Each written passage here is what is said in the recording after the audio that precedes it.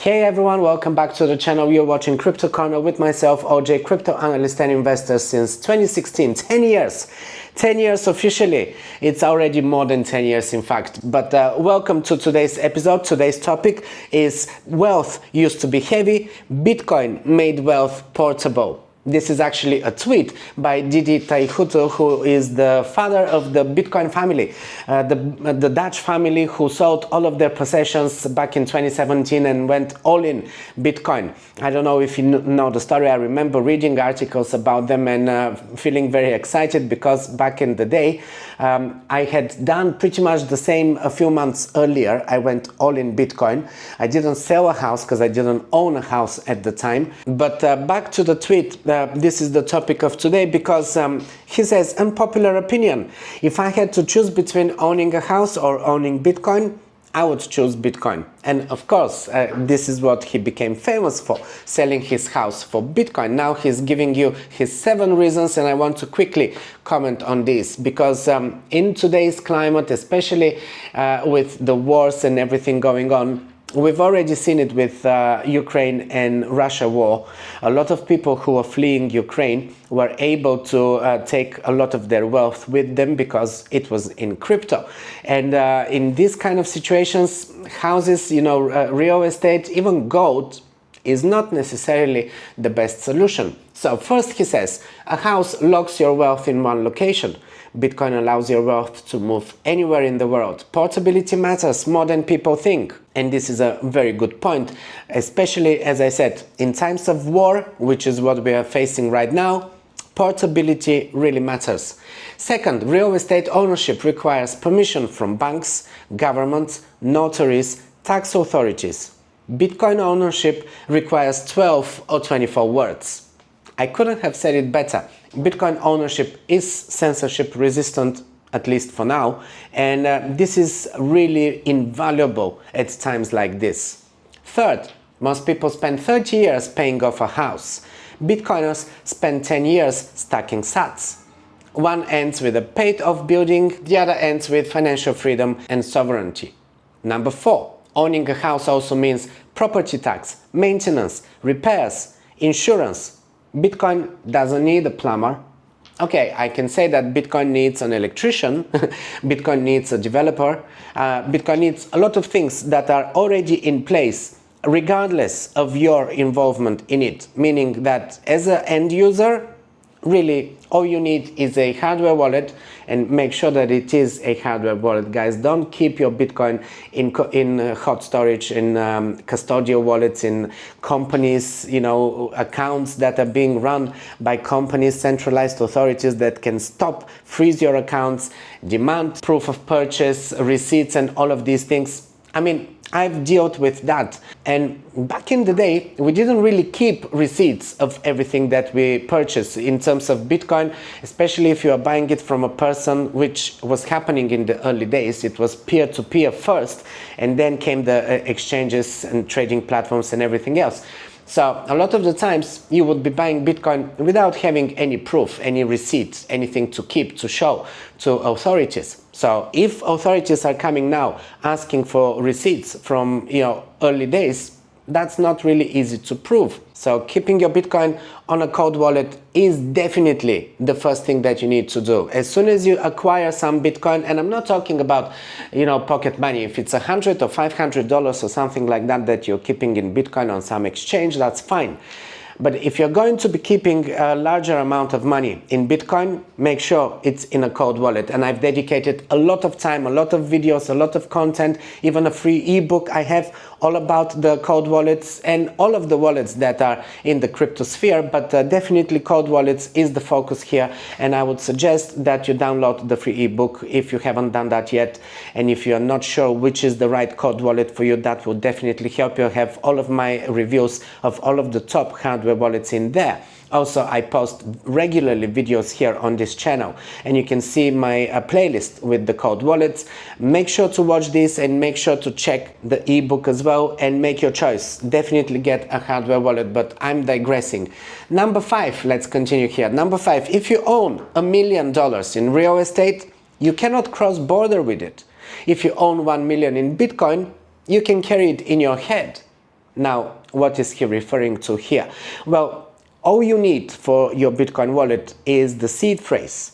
For any cold wallet, even if it's a cold wallet that is software based, which also exists, you still have a seed phrase, 12 or 24 words. That's all you need. And if your brain is very trained, you can actually memorize that. That would be the best thing. Now, the reality is that it's not really that easy. Even 12 words, it's not that easy to memorize. On top of my head, I remember about 6 of my words from my seed phrase, and I cannot even tell you what is the correct order. I definitely remember the first 3, but then after that, it gets a bit muddy. So it's not very likely that you will be able to remember your seed phrase, especially if it's 24 words. 12 words, maybe, perhaps, if you train your brain. And you need to train your brain over time. So if something happens suddenly, which with war, things are usually quite sudden. War doesn't really give you enough time to prepare. So I would argue here that for this point, you can't necessarily carry it in your head, but there are ways to carry it very hidden. And I've also talked about the metal plates that I use to safeguard my seed phrases.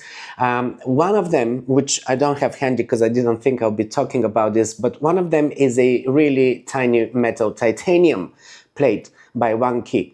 And it is very coded in the sense that you're actually stamping dots on a grid and you're not stamping letters. So even if you're going through customs with this and X-rays and all of that, your seed phrase is not exposed. So there are other metal plates that also use that method. It's not the only one, but definitely key tag, it's called by 1key, is one of those really, really portable, lightweight, and yet super durable and secretive way to carry your seed phrase with you if you're crossing borders and if you're worried about it being scanned through X-ray.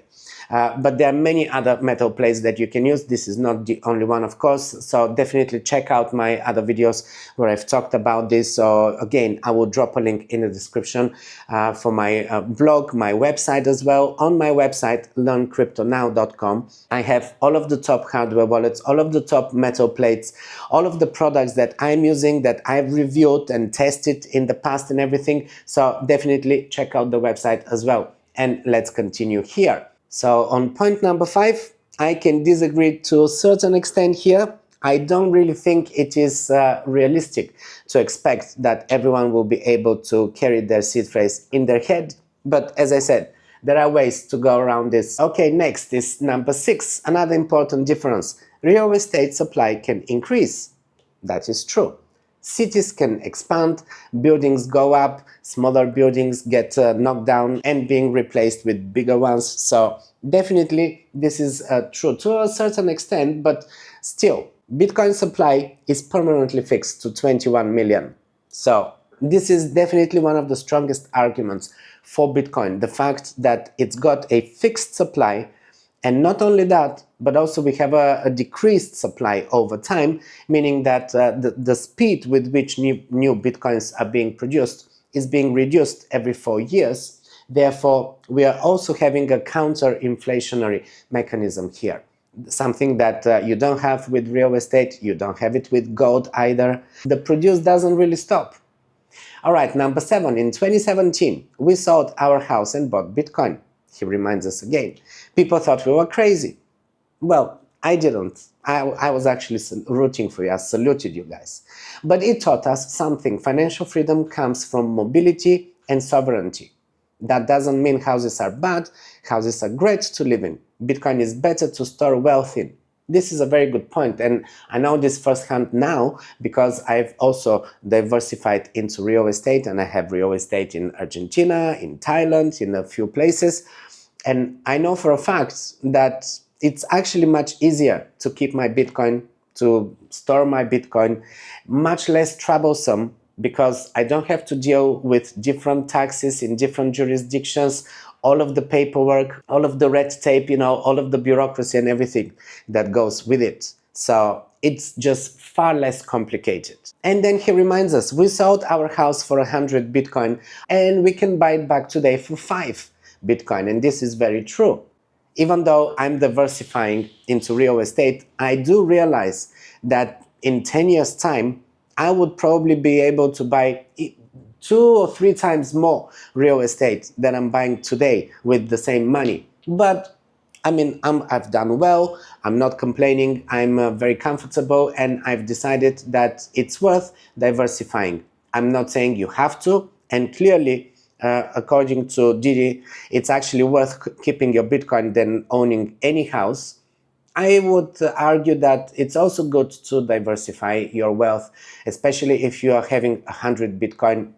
Do you really need 100 Bitcoin? If you're not doing anything with it, I mean, if it's going to just sit there and you're going to be using it for pocket money, perhaps you don't really need 100. You can do with far less than that, and this is why it's good to actually diversify real estate. Nothing wrong with it, but guys, this is a very good point from someone who is already living what they're talking about. It's not just a theory, the guy actually put it into practice. And if you are building your wealth, if you're still grinding towards, becoming financially independent, the less things you own, the better. Just put it all in Bitcoin. Trust me, anyone who was holding Bitcoin for 4 years or more is in profit. And this is the main thing. This is the main reason why we are so confident that Bitcoin is the way forward. And especially if you're going to be in crypto, guys, do not look at altcoins as an investment. That's another thing. The only investment in crypto is Bitcoin. Everything else are just tools, mediaries to actually grow your Bitcoin. So you can jump into altcoins, especially when they're pumping, when we're having an out season, which we haven't seen in a long time. But if you're getting another out season, by all means, yes, jump into altcoins, but do it in and out.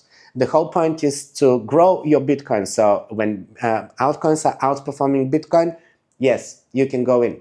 But as soon as they start bleeding, guys, get out. Don't stay in altcoins for too long, because they are bleeding 90%, more than 90% right now, and Bitcoin is only 50% down.